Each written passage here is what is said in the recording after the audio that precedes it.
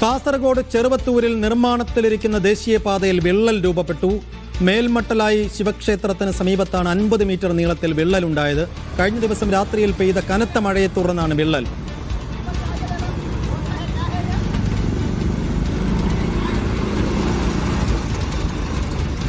ഷഫീഖ് നസറുള്ള വിശദാംശങ്ങൾ നൽകും. ഷഫീഖ്, എങ്ങനെയാണ് വിള്ളൽ സംഭവിച്ചതെന്നാണ് മനസ്സിലാകുന്നത്?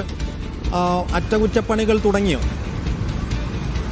കാസർഗോഡ് ചെറുവത്തൂർ മേൽമട്ടലായിലാണ് ഇത്തരത്തിൽ ദേശീയപാത നിർമ്മാണം നടക്കുന്ന ദേശീയപാതയിൽ വലിയ വിള്ളൽ കാണപ്പെട്ടത്. വിള്ളൽ കണ്ടതിനെ തുടർന്ന് നിർമ്മാണ കമ്പനി അവിടെ JCB ഉപയോഗിച്ച് ഈ വിള്ളലുണ്ടായ ഭാഗത്തെ ടാർ പൂർണ്ണമായും നീക്കം ചെയ്യുന്നുണ്ട്.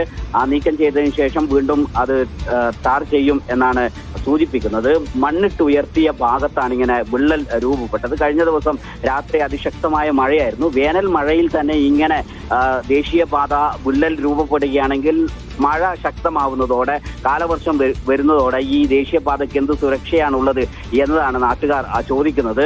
ഈ ചെറുവത്തൂർ ഭാഗത്ത് മെഗാ കൺസ്ട്രക്ഷൻ കമ്പനിയുടെ നിർമ്മാണം നടക്കുന്ന ഭാഗങ്ങളിൽ കഴിഞ്ഞ കാലവർഷവും ഇങ്ങനെ വിള്ളൽ രൂപപ്പെട്ടിരുന്നു. ഈ വിള്ളൽ രൂപപ്പെടുന്ന സമയത്ത് ആ ഭാഗം നീക്കം ചെയ്ത് വീണ്ടും ടാർ ചെയ്യുന്നതല്ലാതെ മറ്റ് ശാസ്ത്രീയമായ ഒരു നടപടിയും ഉണ്ടാക്കുന്നില്ല എന്നതാണ് നാട്ടുകാരുടെ ഒരു ആക്ഷേപം. ഇപ്പോൾ വലിയ 50 മീറ്ററോളം നീളത്തിൽ വലിയ വിള്ളൽ രൂപപ്പെട്ടിട്ടുണ്ട്. ശക്തമായ മഴ ഒറ്റ രാത്രിയാണ് ഉണ്ടായത്. ഇനി കാലവർഷം വരുമ്പോൾ മഴ ശക്തമാവുന്ന സമയത്ത് മറ്റു ഭാഗങ്ങളിൽ വിള്ളൽ ഉണ്ടാവുമോ എന്നൊരു ആശങ്കയുണ്ട്.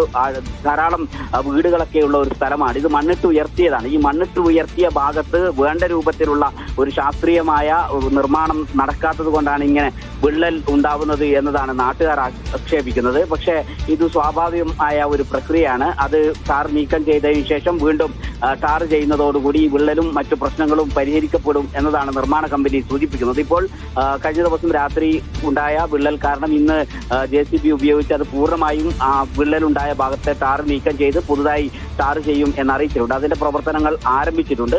പൂർണ്ണമായി ദേശീയപാതയിലൂടെ വാഹനങ്ങൾ കടന്നു പോവാൻ വിട്ടുകൊടുത്ത ഭാഗത്താണ് ഇങ്ങനെ വിള്ളലുണ്ടായത്. പക്ഷേ ഈ വിള്ളൽ ഉള്ള സമയത്ത് മറ്റു വാഹനങ്ങളൊന്നും ഇല്ലാതിരുന്നതും അതോടൊപ്പം തന്നെ വളരെ പെട്ടെന്ന് തന്നെ ആ വിള്ളൽ കണ്ടെത്തി അത് അടക്കാനുള്ള ശ്രമം നടത്തുന്നതുകൊണ്ടും വലിയൊരു അപകടം ഒഴിവായി. ശരി, ഷഫീഖ് നസറുള്ളയുടെ റിപ്പോർട്ടാണ് കണ്ടത്.